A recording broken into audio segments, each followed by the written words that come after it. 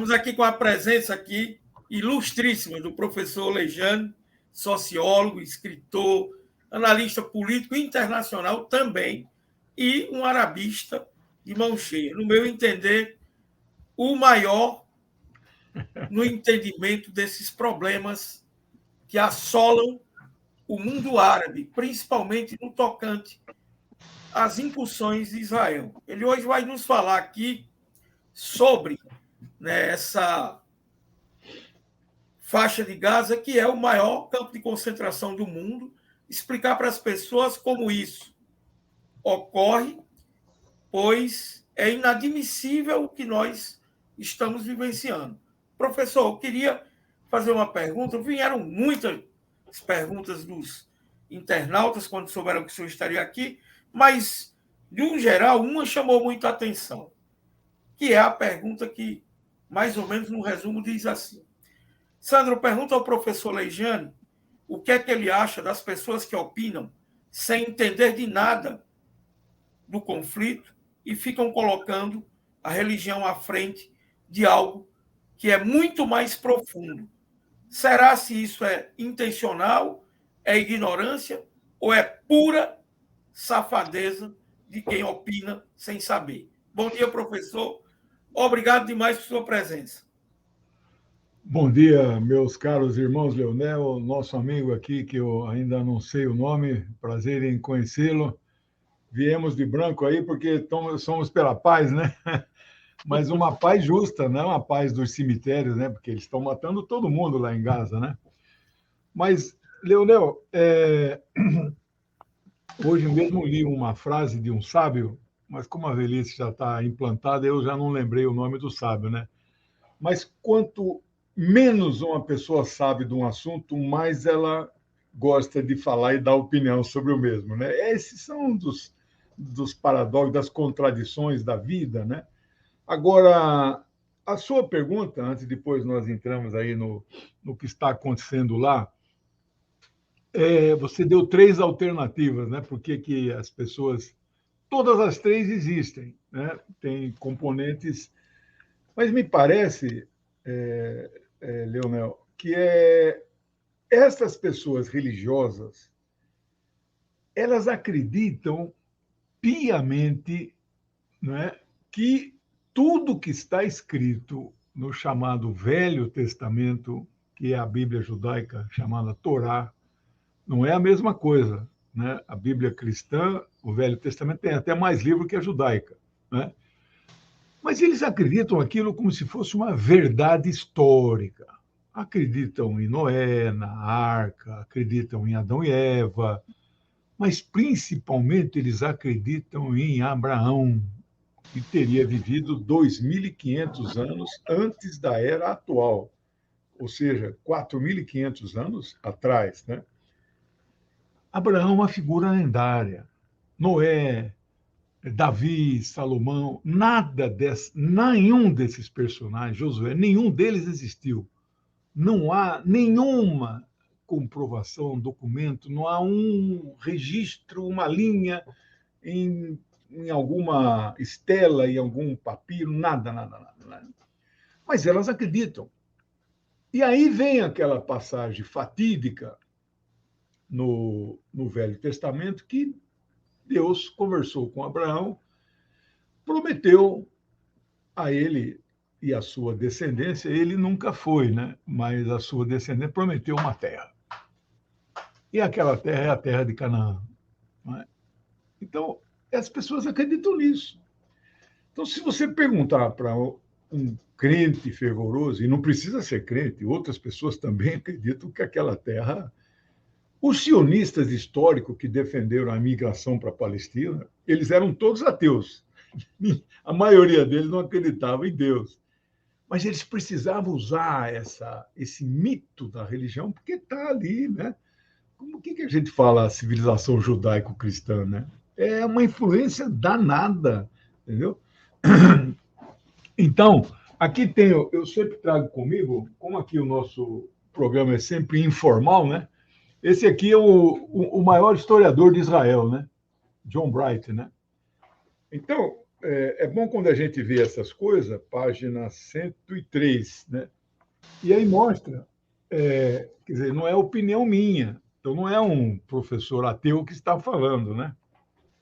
Em nenhuma narrativa do Gênesis, figura alguma histórica mencionada pode ser identificada. Tampouco nenhum antepassado hebreu mencionado foi revelado ainda em nenhuma inscrição contemporânea.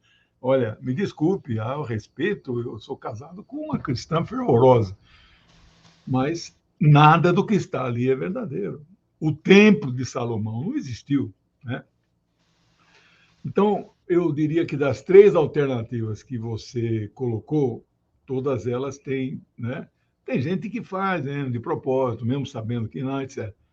Mas o componente mesmo principal não é por maldade, não, é por convencimento. Ele está rigorosamente que Deus deu uma terra para aquele povo.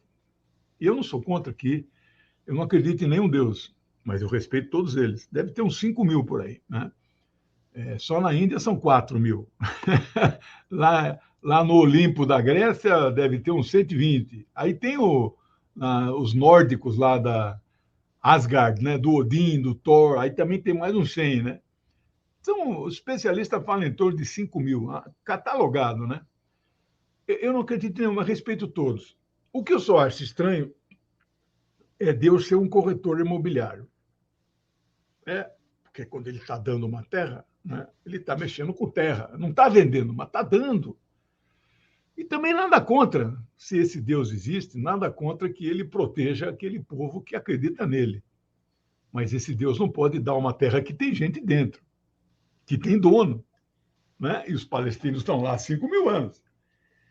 Então, esse é um problema. Eu sempre disse que aquele conflito lá, que não é milenar, né? O pessoal fala, não, eles brigam há milhares de anos. Mentira, não é milenar.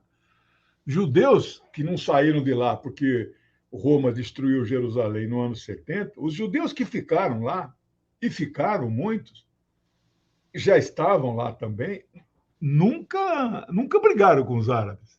Eles viviam em harmonia, não é? Agora, o que aconteceu foi uma imigração artificial, uma aliança dos sionistas com o imperialismo, e o imperialismo inglês jogou tudo para que aquela imigração acontecesse. Aí criou um sistema neocolonial de tomada de terra de um povo. Então, eu digo sempre também que aquele não é um conflito religioso. Nunca digam isso. É a forma mais simplista e reducionista de você explicar alguma coisa. Ah, professor, mas não tem um componente religioso? Pode ter, que é esse aspecto que eu estou falando. Algumas pessoas acham que aquela terra é divina, né? É deles e não tem jeito. Pode sair todo mundo daí, que eu estou voltando. Né? Mas o componente principal é político, é de terras, é de conquista, né? É de implantar naquela região uma cabeça de ponte de um mundo ocidental que nada tem a ver com os 500 milhões de árabes que moram ali no entorno. Né? Bom, como introdução é isso, meus caros. Estou aí à disposição, se quiserem fazer alguma pergunta. Professor, o Paulo César diz aqui para o senhor, o nome dele é Mick Jagger, mais conhecido como Rafael Jagger, né? O Rafael Silva. Isso é O porque ele apelido se é mais meteu a forte que o dizer. nome, né? Aí o Tancredo, educador, diz: parabéns e obrigado por trazer o professor Lejane para o programa. O Amin diz assim: palmas para o mestre Lejane, que mostra da Bíblia ao Alcorão. Marcos, sua pergunta logo inicial, Marcos. Primeiro, as boas-vindas ao professor, né? Saudades, professor. Obrigado. Inteligência privilegiada. Eu vou reproduzir aqui o resumo das perguntas, né, que estão chegando até mim. A maioria delas faz a mesma pergunta. Eu gostaria que o professor Lejane explicasse o que é sionismo.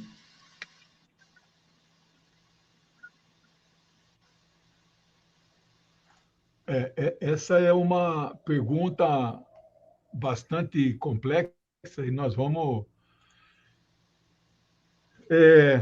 O sionismo vem da palavra Sion. O nome daquela terra ali, Jerusalém, tem um monte, né, o Monte Sião. Então, eles diziam que nós precisamos voltar para a terra de Sion, né? A terra da montanha que tem o nome de Sião.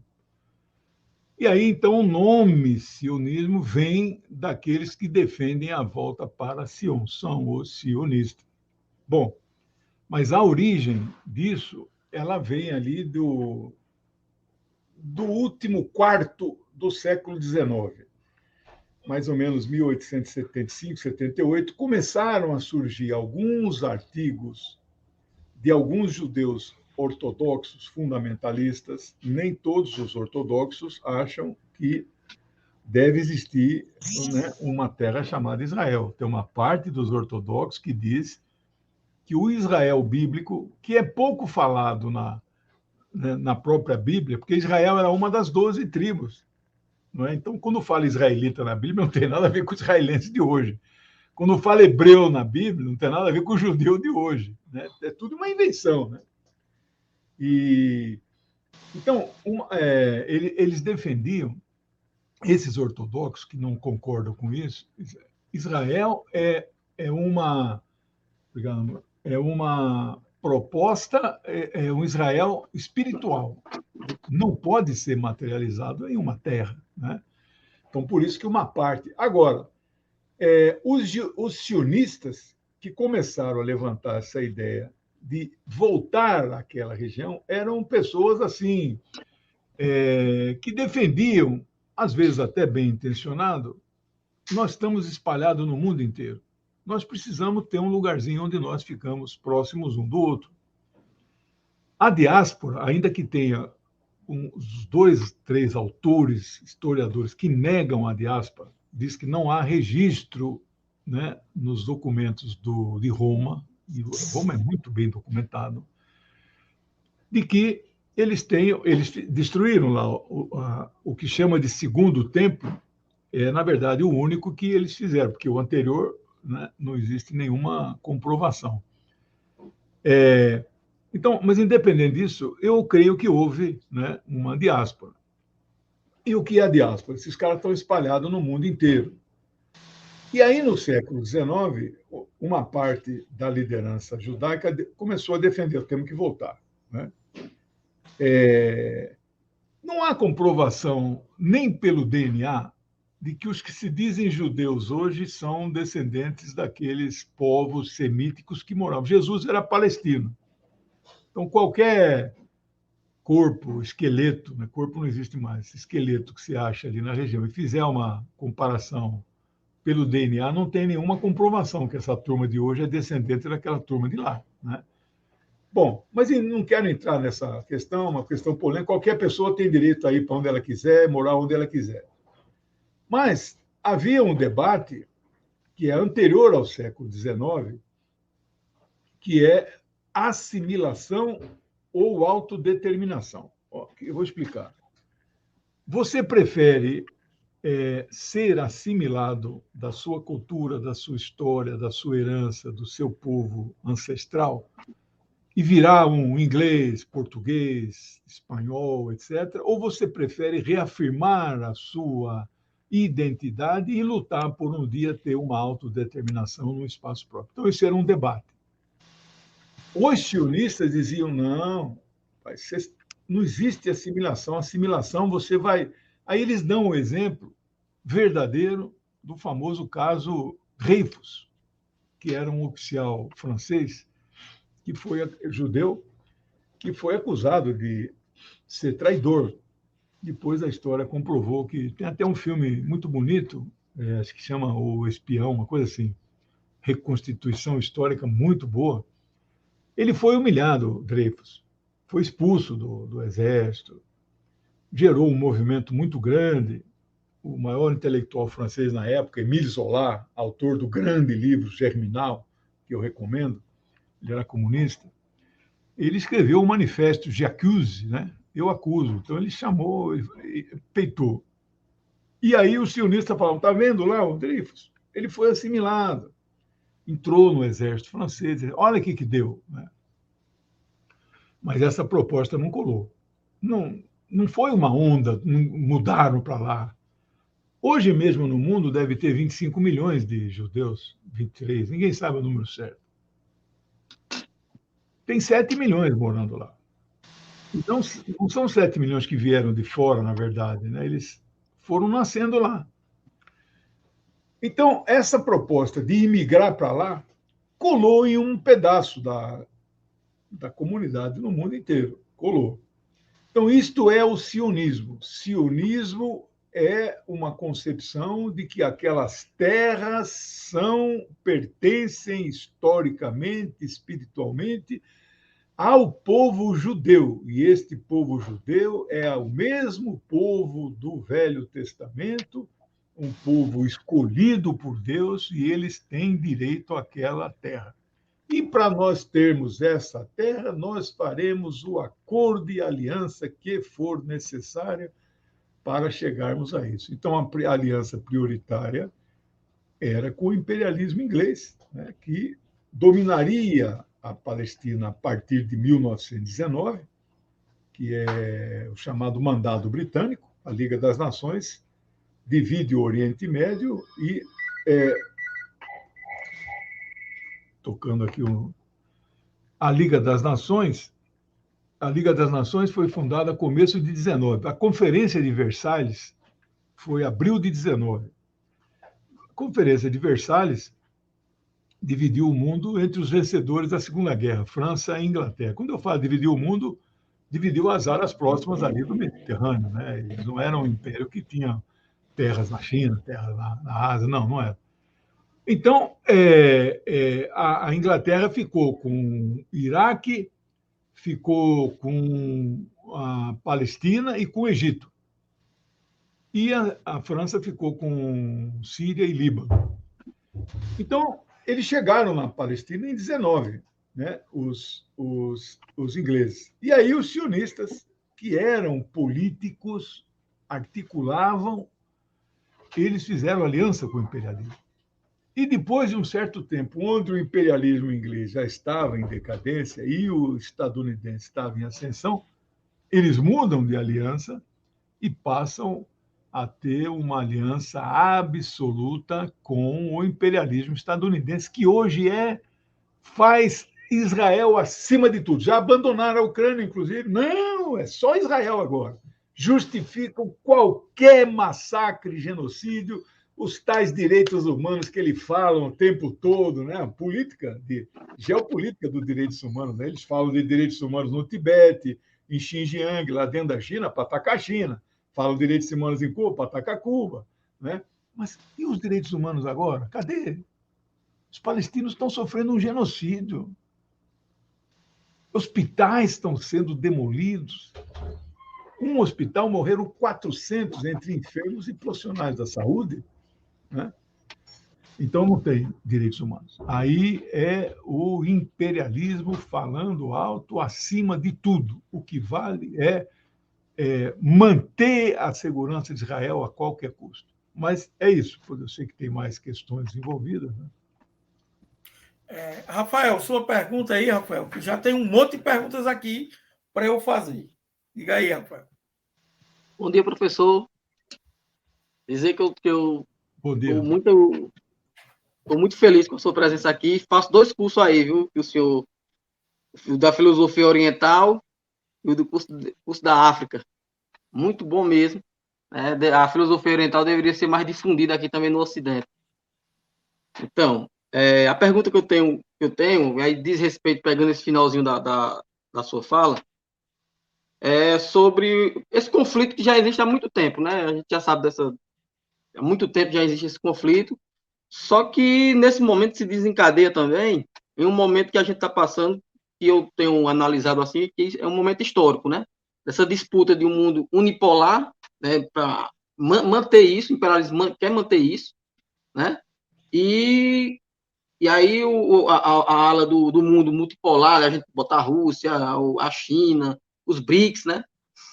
E aí, nessa disputa, eu gostaria de perguntar ao senhor se o senhor acha que o imperialismo, né, a sua opinião sobre isso, está usando essas guerras, né, na Ucrânia, como o senhor disse, já abandonaram, as revoluções lá na África, né, que é contra o imperialismo, 4 países lá já se levantaram contra, né?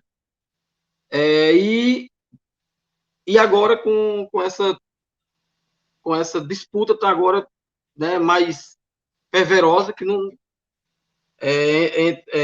lá na Palestina. Eu queria saber, eu gostaria de perguntar se o senhor acha que os Estados Unidos financia isso, né? Lógico que nós sabemos, mas eu gostaria que o senhor falasse para todas e todos aqui que nos acompanham, se financia, né? E se isso tem a ver também com a questão multipolar dessa disputa, né? Os Estados Unidos, imperialista como querendo manter a dominação, né? E o mundo multipolar que surge aí dessa aliança entre China e Rússia, e o Brasil, né? Agora com o governo Lula, enfim. Se isso tem a ver também, se eles usam isso também para manter sua dominação. Não sei se eu perguntei bem, mas mais ou menos isso acho que deu. Não sei se deu você situou o problema, que você misturou muita coisa, mas eu entendi, penso que entendi, e vou tentar explicar, porque as suas reflexões levam a um debate que está sendo travado na esquerda, que é isso que você usou o termo agora. O mundo é multipolar ou ainda não é? Esse é um debate teórico e não é consenso. Eu já diria que a maioria dos pensadores progressistas, de esquerda, já reconhece que o mundo é unipolar, é multipolar. Mas tem uma parte que reconhece que, claro, não é mais unipolar, porque os Estados Unidos já não mandam mais. No entanto, eles usam o termo vivemos a transição entre o mundo unipolar, que ainda não acabou de vez, e a transição para a multipolaridade, que ainda não se consolidou. Então, eu respeito esses argumentos, né? Pelo menos eles dizem que então a unipolaridade acabou. Então já tem os Estados Unidos já não são mais uma potência hegemônica. Mas até aí reconhecer que existe já uma consolidação do mundo multipolar, eles não chegam nesse raciocínio nosso. Mas acho que são já minoria, viu? Mike Jagger é seu apelido? Rapaz, é bom explicar. Eu peguei uma semana horrorosa no futebol. Todos os times que eu torci perderam. E aí tem o Mick Jagger. A gente sabe que toda vez que ele ia assistir um jogo da Inglaterra, a seleção perdeu. E aí pegou. E aí me apelidaram agora de Rafael Jagger. Porque a semana toda, todos os times que eu torci perderam todos. E o que estava ganhando, quando eu liguei a televisão para assistir, o time virou. Em 5 minutos.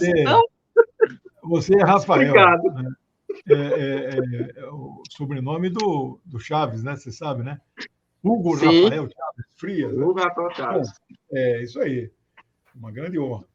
Então, eu estou entre aqueles que o mundo é multipolar. Agora, não é uma multipolaridade que você pode dizer que é inquebrantável, que é consolidadíssima, não corre risco. Corre risco. Ela está sob ataque. Qual é o grande ataque? O grande ataque é que um dos polos principais dessa multipolaridade é a Rússia. Eles querem destruir a Rússia. O que está acontecendo lá na Ucrânia, na Europa Oriental, não é uma guerra da Rússia contra a Ucrânia. É uma guerra dos Estados Unidos e da OTAN contra a Rússia.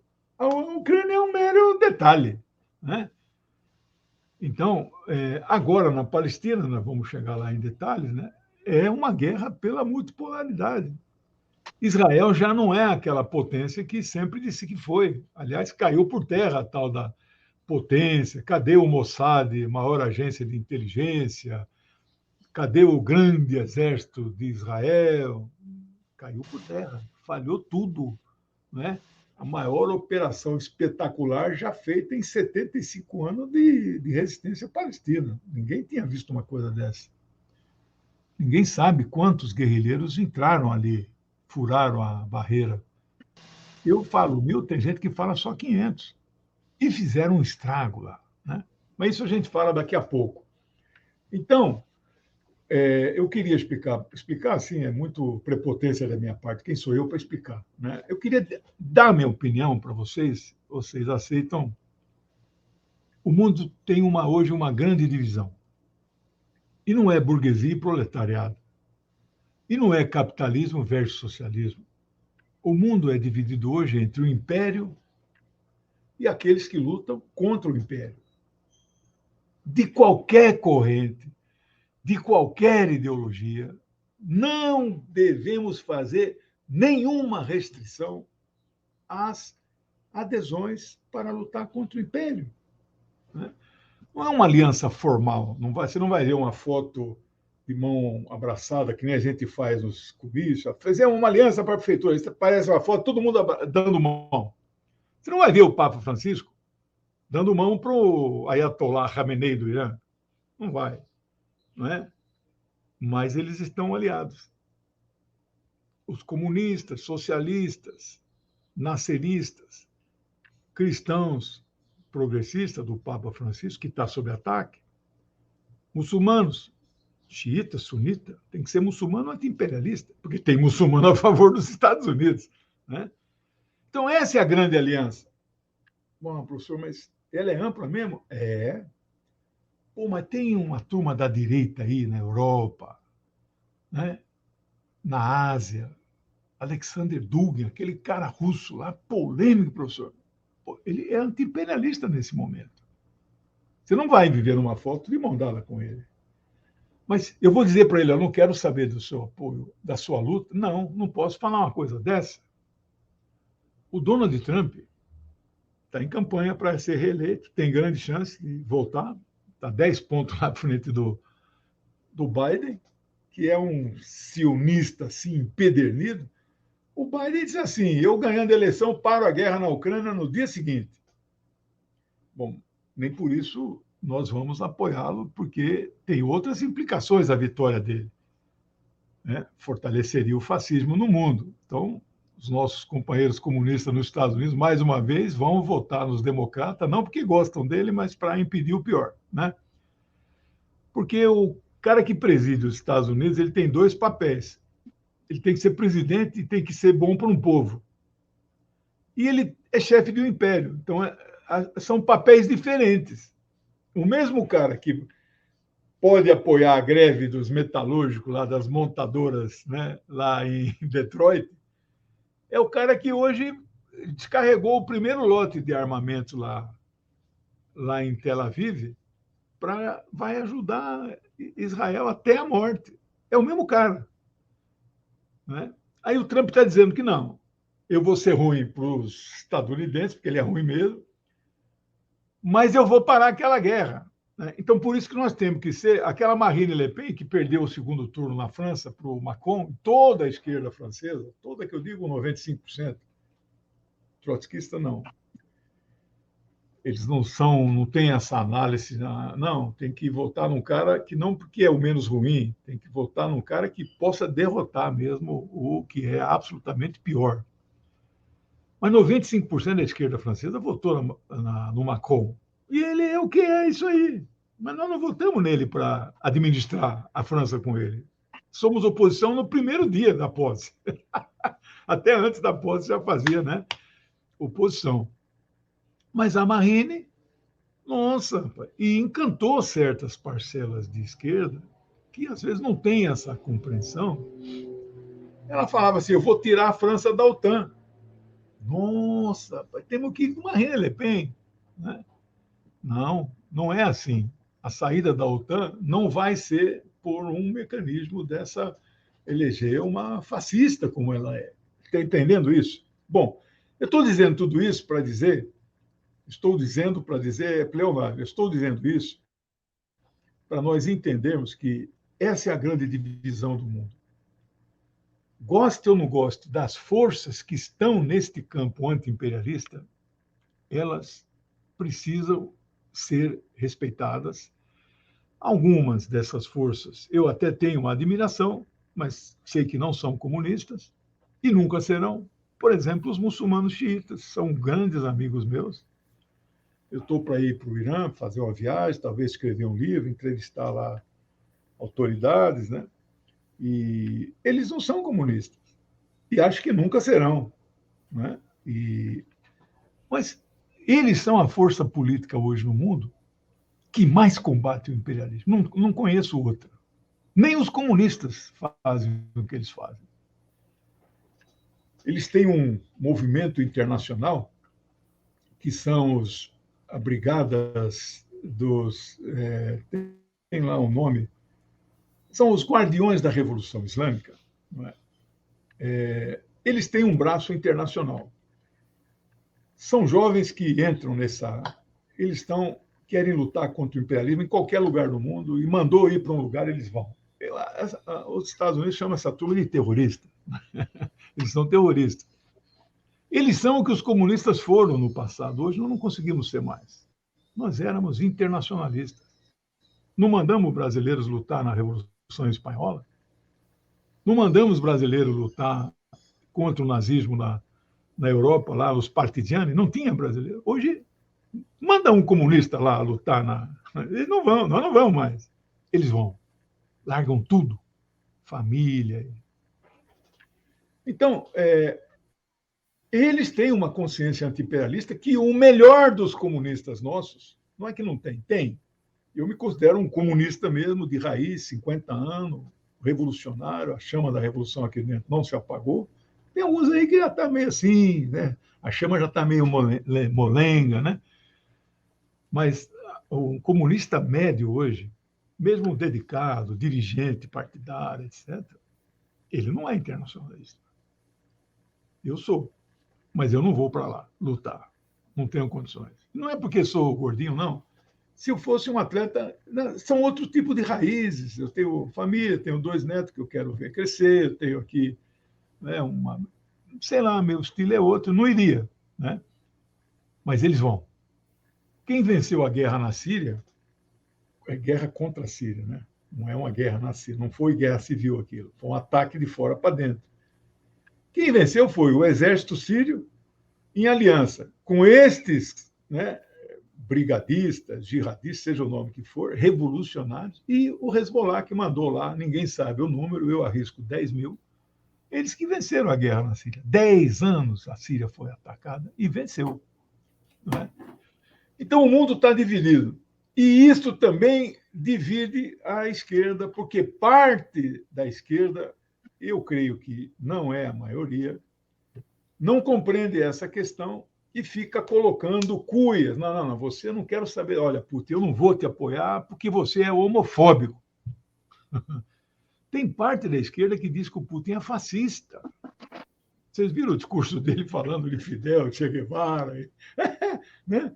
O cara foi 16 anos membro do Partido Comunista da União Soviética. O sonho dele é reconstruir a União Soviética. E aí os caras chamam o cara de fascista. Chamam a Rússia de imperialista. Dá para acreditar numa coisa dessa? Rússia imperialista, China imperialista. Mas tem parte, você deve cruzar com gente que pensa assim. Sim. E aí, entrando, por isso que eu digo, se você tiver essa compreensão, você está vendo que o inimigo é um império. O inimigo faz revoluções coloridas e derruba gente como a presidente Dilma. O Obama deu carta verde para derrubar a Dilma. O Obama ganhou o Prêmio Nobel da Paz, matou 4 milhões de muçulmanos, fez 7 guerras. Agora saiu o Prêmio Nobel para uma mulher no Irã que está presa, que ela é uma agente do imperialismo estadunidense. O mundo inteiro vai bater palma.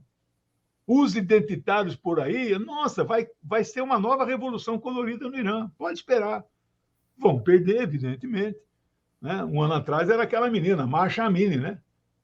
Mataram a menina. Né? A mulher tem uma síncope, teve uma síncope, tinha feito uma cirurgia no cérebro. Ainda bem que as câmaras estão em tudo quanto é lugar, né? Ela foi abordada porque lá existem 2 obrigações de usar véu.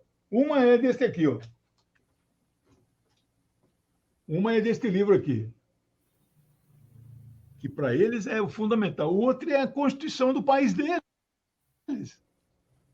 Bom, mas eu não quero usar. Bom, então tem que fazer um movimento para mudar as regras, porque fora disso você está fora da lei. E ela foi abordada, foi levada para uma delegacia. Lá eles têm cursos né, explicam, olha, por que é isso, etc. Né? E aí ela morreu dentro da delegacia. Ela teve um ataque, aparece as imagens. O mundo, nós divulgamos, mas eles não divulgam. Ela começa a passar mal, ela é socorrida, e depois vem os paramédicos, ela é levada ao hospital, morre no caminho. Não, mas ela foi assassinada pelo regime dos ayatolás. Agora vem essa mulher. Está presa. O Nobel é o Nobel político, né? O Nobel político. O Bill Clinton ganhou, Menachem Begin, aquele que fez o massacre de Sabres, de Deir Yassin, em 46, ele matou 150, virou primeiro-ministro, assinou a paz com o Egito, bom, ganhou o prêmio Nobel. Terrorista, o cara. Então, o prêmio Nobel é um prêmio Nobel político. Então, isso faz parte de uma revolução colorida que tem o dedo do imperialismo. Lá na Não província... tem nada de revolução, né, professor? Eles usam o termo revolução, né, mas é uma contra-revolução. Lá dentro da China, uma das províncias, lá não chama estado, né, província, chama Xinjiang. A maioria da população nessa região é muçulmana e vivem bem, não tem violação de direitos humanos. Os caras inventaram que ali eles violam os direitos humanos daquele povo. É a política dos direitos humanos usada como arma imperialista. E parte da nossa turma cai nisso. Ainda bem que é minoria, mas cai. Mas cai. O que vamos fazer? Divide a nossa unidade. Não há esta compreensão política. Às vezes eu acho que é por falta de informação, de ignorância, mas às vezes eu acho que é mesmo, né, consciente. As ONGs são um braço do imperialismo. Não sei nem se vocês têm aí participação em alguma ONG. Existem ONGs boas, bem intencionadas, mas, na essência, no geral, eles são um braço do imperialismo. Ali na fronteira da Guiana com o Brasil, ali está tendo briga com a Venezuela, eles descobriram ali a região de Essequibo, né? Que é o mar, costa meridional ali do Atlântico, naquela parte de cima, descobriram uma reserva de pré-sal assim impressionante. Estão acompanhando isso aí, né? Sim. E aí eles estão explorando Equador, Guiana, eles já descobriram uma quantidade de petróleo que atinge a 70% das reservas brasileiras. Um paísinho desse tamanho já estão explorando. Os Estados Unidos agora decidiram montar uma base militar ali na Guiana, na região de Essequibo. Para quê? Para proteger aquele petróleo. E no Brasil? Não, no Brasil não pode explorar esse petróleo. Aí vem, né, os identitários, né? Não vou citar nome aqui, mas está cheio de ministra, né? Não, a Amazônia, não, os índios, tal, etc. Todo respeito aos índios, nós respeitamos a Amazônia, mas precisa explorar esse petróleo, que não tem nada a ver com a poluição na foz do Amazonas, porque fica 500 quilômetros dentro do mar. Você veja, Balela, né? Você veja, irmãos... Hipocrisia brasileira. Você veja que são duas políticas diferentes para o mesmo objetivo estratégico. Qual é? Um é tomar conta do petróleo num país mais frágil, onde eles já controlam e vão botar uma base militar. E o outro é impedir que nós exploremos o nosso, já que eles não podem tomar. A Venezuela, por que está sob embargo? Porque eles não conseguem tomar aquele petróleo. Imagina quanto custa trazer 2 milhões de barris lá do Oriente Médio, 15 mil quilômetros de superpetroleiro, e um bem aqui no Mar do Caribe, 200 quilômetros, ele encosta em Miami. Então, eles não conseguiram. Por que eles odeiam o Irã? Porque o Irã fez uma revolução em fevereiro de 79, falou, este petróleo aqui mandamos nós, meu amigo. O Shah foi embora, que entregava o petróleo. Então, isso aqui, o centro do mundo é isso. Quem está com o império, né, e quem está na luta contra o império. O governo Lula está sob ataque. Eles querem agora, de qualquer maneira, associar o Lula com o Ramais, que não tem absolutamente nenhuma ligação, PT com o Ramais. Agora, já estão fazendo a fake news do momento agora, é 40 bebês decapitados. E aí reproduzem tudo quanto é lugar, e as pessoas de nível médio, até algumas mais esclarecidas. Eu recebi 6 ontem. 6 amigos conscientes, anti-imperialistas, professor, isso aqui é verdade? Não tinha que me consultar se é verdade. Isso é uma mentira. Deslavada. Então é isso, meus caros.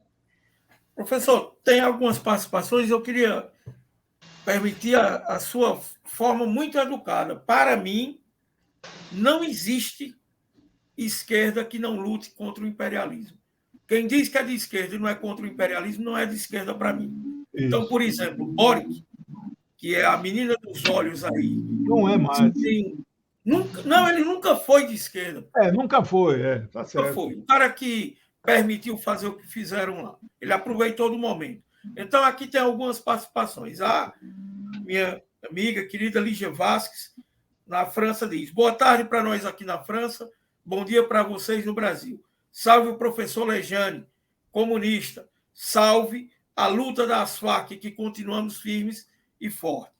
A Marcela Benites, na França também, de Estrasburgo, diz: salve o grande camarada Lejane.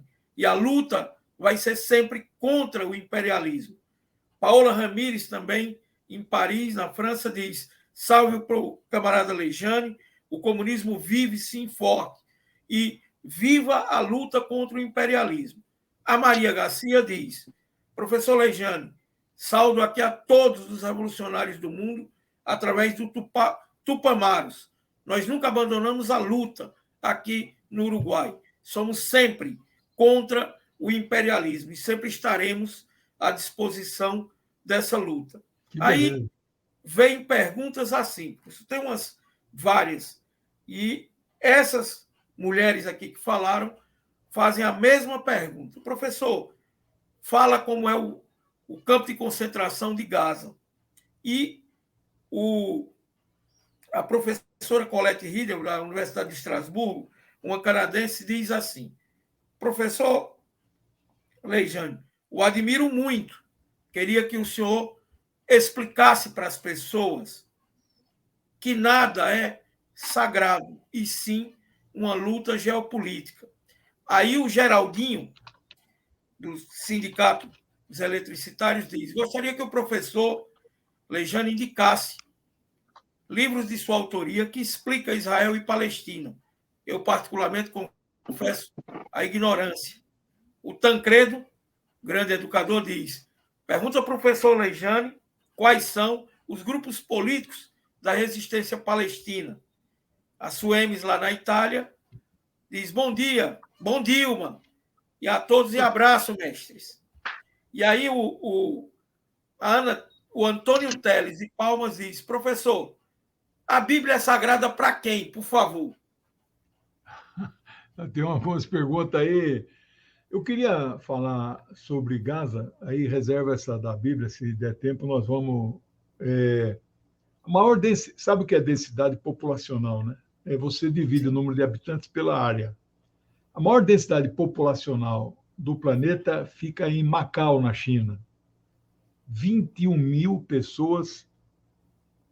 21 mil pessoas por... deixa eu confirmar aqui. Quilômetros quadrados. Por quilômetro quadrado, isso. Então, eu vou aqui fazer uma conta para vocês sobre Gaza, que provavelmente não é este número, mas vamos lá, 22 milhões, 2 milhões e 200 mil, dividido 2 milhões e 200, dividido por 345 quilômetros.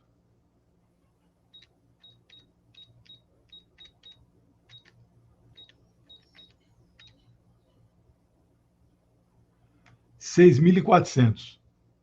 Aqui, a lista das maiores densidades populacionais, isso aí só perde para Macau, Mônaco e Singapura. Então, Os é a únicos. quarta maior concentração humana no planeta Terra. Ali é uma prisão a céu aberto. E não é erro, não é eufemismo, não é exagero de linguagem, eufemismo, não, é uma prisão a céu aberto. Só tem 7 lugares que você pode entrar em Gaza. Claro, tem o mar, mas pelo mar não entra. É bloqueio naval de Israel, não pode usar o mar. Né? Os pescadores ali, eles vão, pescam e tal, e voltam. Né? Aliás, o pequeno porto que tem em Gaza ontem foi atacado e foi destruído. Essas 7 passagens, uma é do Egito, que apesar de ser um país árabe, está sempre fechado. O Egito não é amigo dos palestinos, nunca foi. Né? Quando era Nasser, sim, mas de Sadat para cá, de 70, Mubarak, Sisi, depois de Mubarak foi o Morsi, morreu na cadeia, traidor, e depois agora o Sisi. Né? Nenhum deles é amigo dos palestinos. Então, as outras 6, é Israel que controla. Só entra o que ela quer. E, nesse conflito todo, a partir de anteontem, eles fecharam essa... Normalmente é muito fechada, né? É muito seletivo a entrada, material de construção. Até material de construção é restrito porque eles fazem túneis para poder passar por baixo disso e ir para a Palestina lá, fazer as operações e tal. Então, nada é. Agora, a partir de anteontem, tudo fechado. Medicamento, combustível, tudo, nada entra. Fechou total. Não bastasse isso, eles cortaram água, energia, que já era só 4 horas por dia. Então, você veja as condições humanas que vive essa população. E a partir do início dessas operações na madrugada de sábado, operações espetaculares, cinematográficas, jovens preparados, mas preparado em casa, não é na academia, né? O cara pega um saco de 5 quilos de arroz e fica fazendo exercício em casa, né? Aqueles jovens destacados, alguns foram evidentemente abatidos no processo, furaram um desses 6 bloqueios, entraram, retomaram 20 cidades, que eram cidades palestinas, mas agora são chamadas colônias judaicas, kibbutz. Né? O pessoal fugiu em debandada, né? E sirenes tocaram no país inteiro, dispararam 5.000 mísseis naquela madrugada, deram um bom dia para Israel, uma salva. Israel fala em 3.000, que seja. Né? O sistema deles antimísseis falhou, tudo falhou, bombeiros, ambulâncias, nada funcionou naquele dia. Tem gente já com teoria da conspiração, né? Que o Netanyahu interessava para ele, que ele facilitou tudo, que nada. É a inteligência palestina que dobrou a inteligência israelense, pegou de calça curta, e a história está cheia de exemplos assim. Tem sempre um teórico da conspiração de plantão para dizer que não, olha, o Hamas está 5, os caras, né? A vida em Gaza já era insuportável, agora está impossível. Já são 600.000 deslocados. Aí a gente fala assim, deslocados de onde para onde? Para onde que esses caras vão? Não tem para onde ir. Quando você fala na Ucrânia, 6 milhões saíram refugiados, não, ali é um terreno grande, a Europa recebeu. Ali vai para onde? Para o mar. Não pode sair também. Né? Impressionante. Sem água, sem luz. Né? Verdadeiro campo de concentração. Sem medicamento.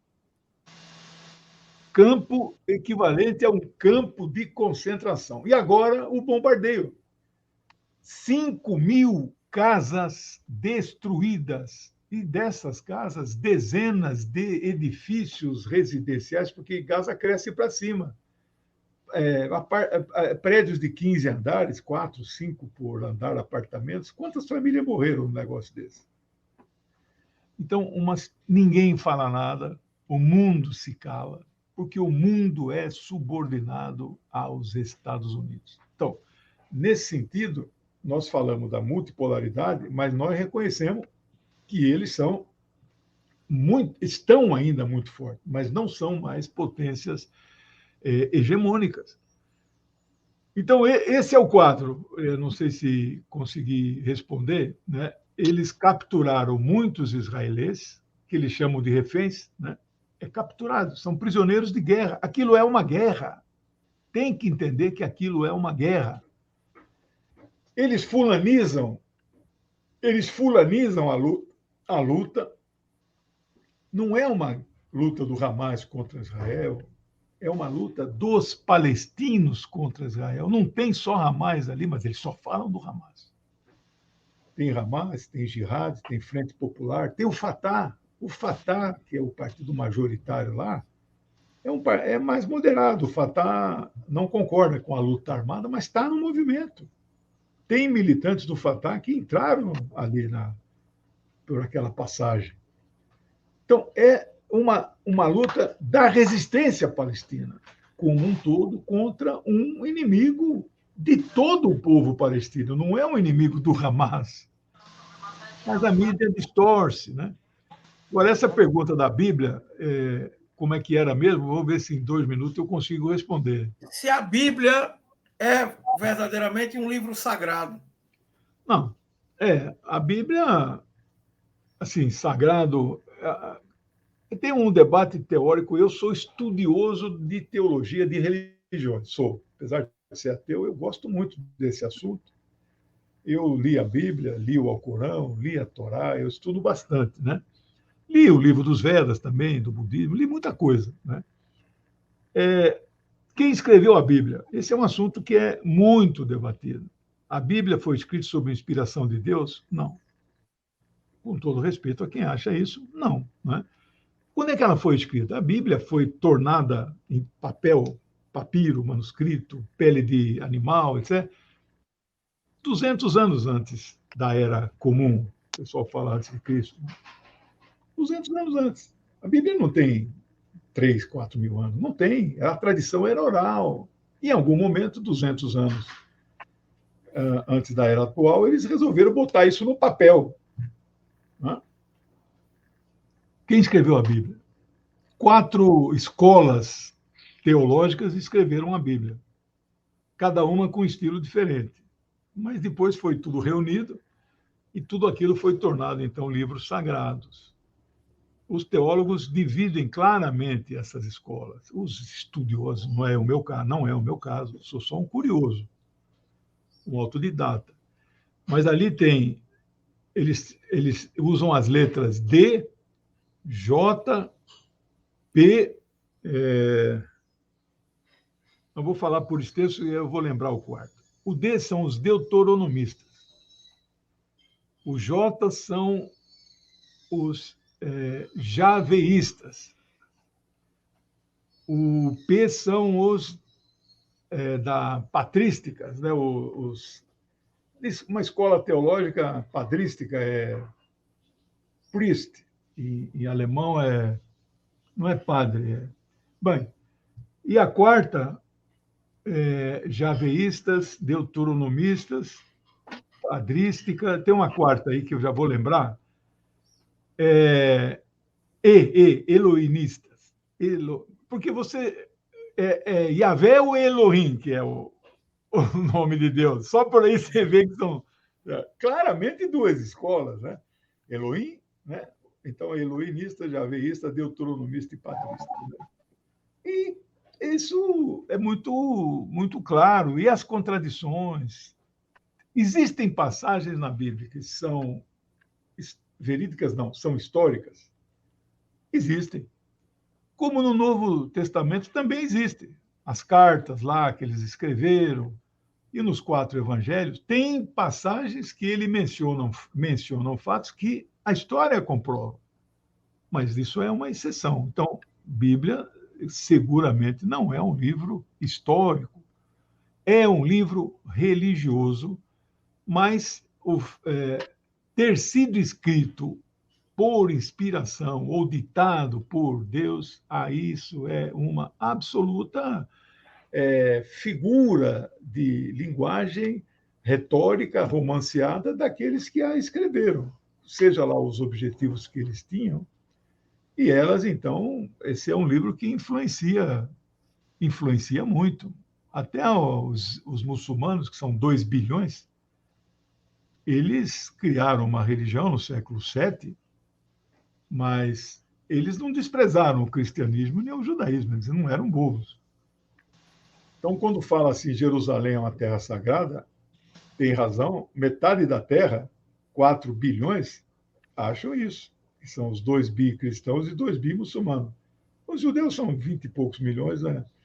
A gente fala assim, as 3 grandes religiões monoteístas. Não, não são 3 grandes religiões. São 2 grandes religiões monoteístas e o judaísmo, né? Então, é isso. Não acho que seja, mas eu respeito todos aqueles que acham que a Bíblia seja um livro sagrado, né? Que Noé fez a arca, colocou um casal de todas as espécies lá dentro. Eu respeito também que aqueles que acreditam em Moisés. Moisés não existiu, mas eu respeito quem acredita, que ele subiu no monte, ele não falou com Deus, ele falou com uma sarça ardente, uma árvore que pegou fogo e tal. Nunca ninguém falou com Deus diretamente, né? Interessante é que quando eles dizem que falaram com Deus, eles estavam sempre sozinhos, né? Jesus, quando foi para o deserto, Moisés, quando subiu o monte, e Maomé também, quando entrou na montanha, ele estava sempre sozinho. Mas não tem problema, eu respeito tudo. O Alcorão, eles dizem que é o livro mais sagrado que existe, porque foi ditado diretamente por inspiração de Deus. Maomé encontrava com o anjo Gabriel, e o anjo Gabriel falava, recita. O Alcorão é em forma de versos, né? Muito bonito a rima, né? Por isso que eles não gostam que traduz, né? Porque perde a rima, né? A versão minha, o meu árabe não é suficiente para ler, então eu não leio no original, né?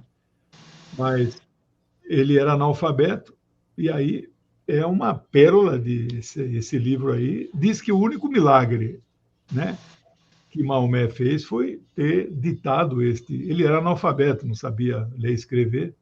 Isso é uma pérola, né? Mas as pessoas acreditam que ele veio diretamente de Deus. Cabe a mim o quê? Contestar? Ficar brigando com essas pessoas? Não, isso aí não. É isso, meu caro. Professor, nós chegamos ao seu tempo. Você tem hoje, vai estar lá com José Reinaldo no 247, mas eu queria que o senhor, nas considerações, falasse sobre o curso. Sobre a África, é importante. Eu vou colocar aqui o banner.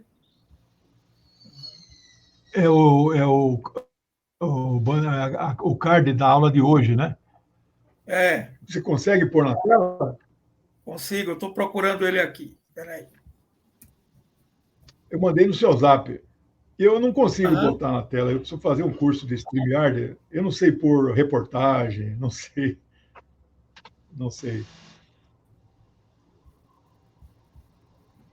Você também acha que precisa fazer um curso, hein, Leon? Aí.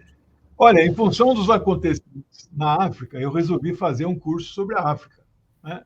Qualquer professor dá curso de qualquer coisa, desde que você estude. E estudar é o que eu mais faço, né? Então, é falar com as minhas palavras aquilo que eu compreendi estudando, né? Isso é ser professor, né? E aí eu dei um curso, estou dando um curso, hoje é a aula 6.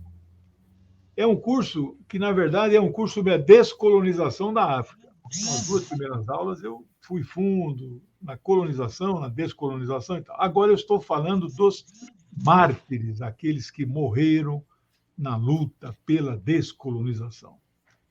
Já falei de Steve Biko, já falei de Amilcar Cabral, já falei de Patrice Lumumba. Hoje falarei de todos os outros que eu já falei, os 3, nenhum deles era marxista. Eu estou vazando aí. Hoje eu vou falar o quarto que foi martirizado, como dizem os árabes, Tomás Sankara. Morreu com 37 anos, assassinado. Foi presidente lá de Burkina Faso, que antigamente chamava República do Alto Volta, colônia francesa.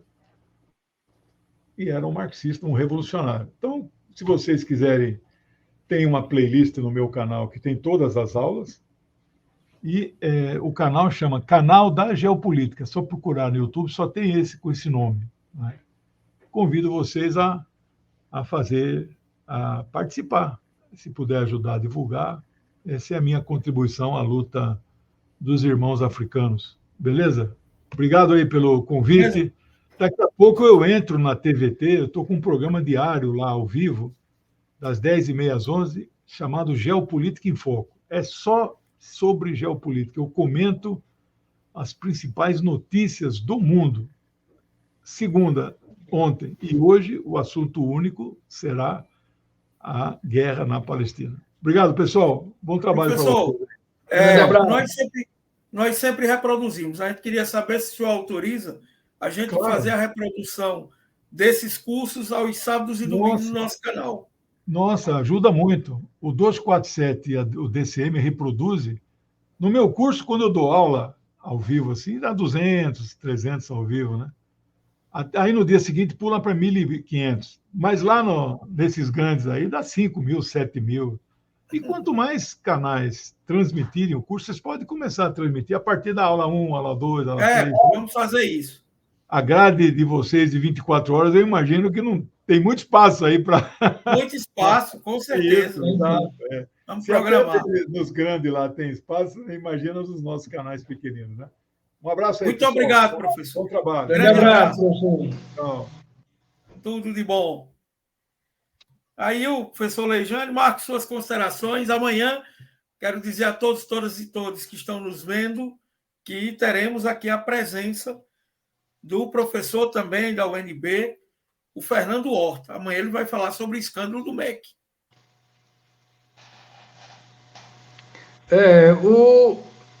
O professor esclareceu muitas coisas, né?